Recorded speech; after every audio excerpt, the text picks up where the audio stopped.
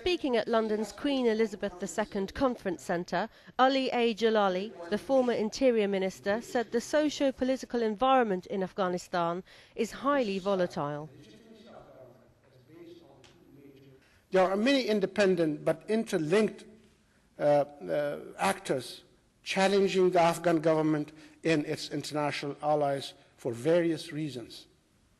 It is quite different from the insurgency of the 1980s, which I was part of that resistance, when a multi-factional Afghan resistance against the Soviet occupation was operationally fragmented.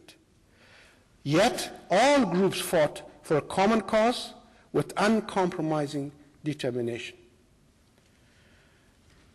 The current insurgency is not a monolithic entity, but a diverse and diffuse assortment of group fighting for different reasons.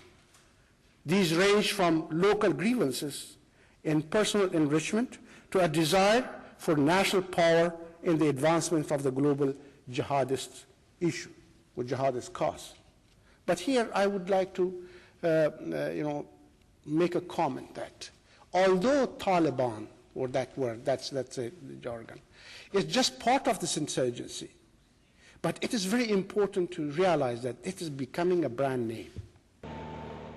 He went on to say that the Taliban is gathering strength from this brand name across the world.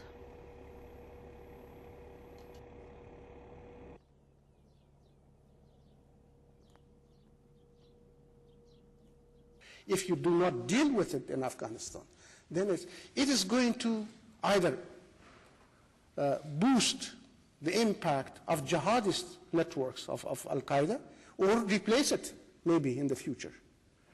This sounds imaginative, but this is something that actually started and expanded in Afghanistan and South Asia.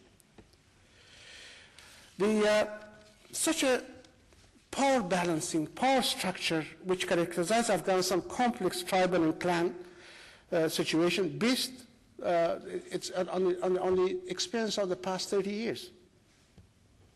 Tribal leaders in sub-tribal clans and village authorities often side with the Taliban in order to accrue power in the inter-clan competition that defines the traditionally nature of the Afghan polity. Mr. Jalali said that reducing the level of threat will be the true test of US President Barack Obama.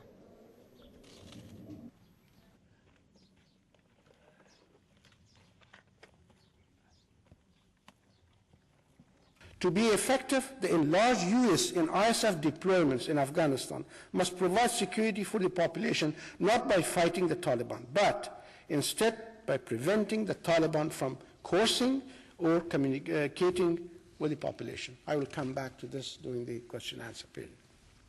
Equally, providing a way for insurgents and opportunists to rejoin a law-abiding society will be at least important as any military operation to kill or capture opponents of the government.